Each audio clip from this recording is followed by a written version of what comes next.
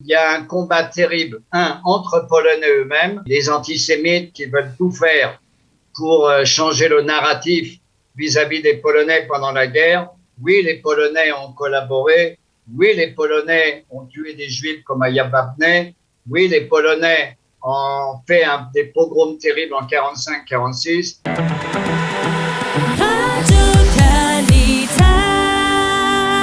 Et nous allons nous rapprocher bien plus de notre période, mais pour se plonger dans une période très sombre de l'histoire du peuple juif, nous allons parler de la Shoah et des relations entre Israël et la Pologne qui se sont encore une fois, on va dire, dégradées une fois de plus au cours des dernières années. Nous allons en parler avec notre ami Shlomo Balzan. J'allais dire docteur Shlomo Balzan, mais peut-être que vous êtes docteur Shlomo.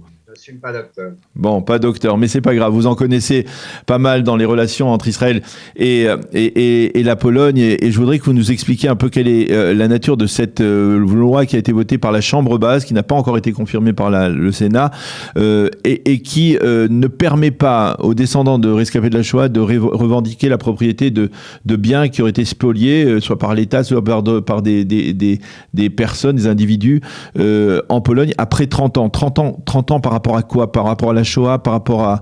Non, depuis la fin du communisme, depuis 1989, après l'époque communiste, bien sûr, il y a eu un nouveau gouvernement et on pouvait les Juifs qui avaient été spoliés d'une façon horrible pendant la Shoah et à l'époque communiste également, ont pu demander de récupérer des biens. Et ça a été fait notamment pour les biens communautaires comme des synagogues, mais pas tous. Mais ça a été fait. Par contre, il y a beaucoup de choses particulières, des biens privés, des maisons, des magasins qui n'ont jamais été récupérés. Et maintenant, le gouvernement, le Parlement polonais veut proposer une loi qui rétroactivement interdirait aux Juifs de récupérer des biens. J'ai été particulièrement choqué ce matin, gêné et choqué par les paroles de l'ambassadeur polonais en Israël, Marek Magierowski. Lui, il a dit non, c'est pas du tout une loi pour interdire aux Juifs de récupérer, c'est une loi pour mettre de l'ordre, parce qu'il y a eu beaucoup de malversations beaucoup de gens ont demandé à récupérer alors qu'ils n'avaient pas le droit de le faire. Il y a eu beaucoup de mauvaises intentions et de malversations.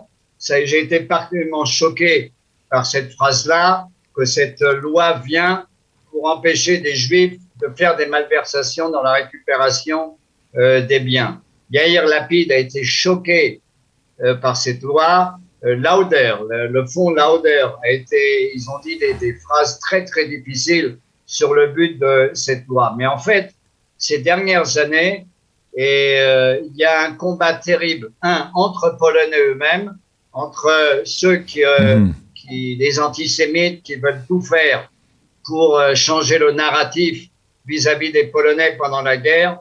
Oui, les Polonais ont collaboré. Oui, les Polonais ont tué des Juifs comme à Yavne. Oui, les Polonais ont fait des pogroms terribles en 45-46. Oui, il y a eu ce qu'on appelait la ruée vers l'or après la guerre, où des milliers de Polonais vont fouiller les fouilles de Treblinka, parce que là où on a tué les Juifs, il y a de l'or, et l'antisémitisme autant communiste. Et encore aujourd'hui, il y a un combat terrible entre les Polonais eux-mêmes. Beaucoup de mes amis polonais qui travaillent au musée d'Auschwitz et au musée Pauline sont très, très inquiets de ce qui se passe au gouvernement. La loi est pas encore passée. Ça veut dire... Ça veut dire, Shlomo, ça veut dire que, est-ce que on peut dire que le gouvernement polonais aujourd'hui, qui est un gouvernement, on va dire, populiste d'extrême droite, est un gouvernement antisémite? De plus en plus, je suis persuadé qu'on a encore des relations avec la Pologne, mais de plus en plus, beaucoup de voix se font entendre qu'il y a quelque chose qui cloche en Pologne. C'est de plus en plus terrible. Douda n'a pas des positions très positives. Il n'est pas venu en Israël quand il y avait la dernière commémoration de la Shoah à Yad Vashem, commémoration internationale. Il n'est pas venu. Il y a des expressions en Pologne qui sont de plus en plus difficiles. Alors l'ambassadeur a pris un ton assez diplomatique, mais je suis très, très, très inquiet. Il est clair que la Pologne est sur une pente très, très dangereuse vis-à-vis de l'antisémitisme.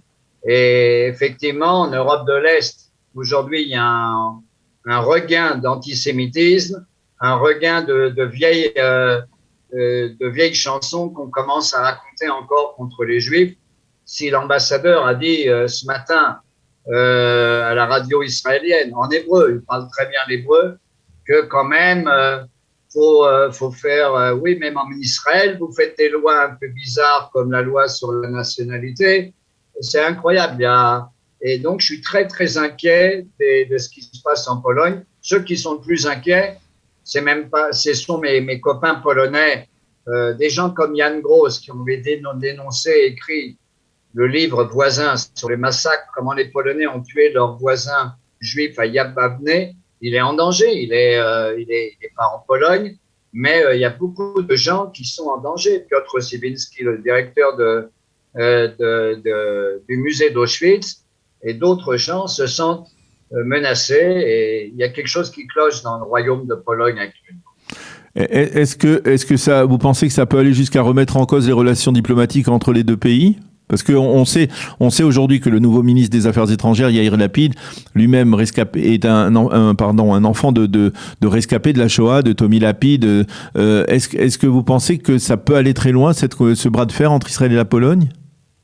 En tout cas, les mots employés par Yair Lapid, les mots comme c'est choquant, c'est dégradant, c'est humiliant pour la Pologne ce qui s'y passe.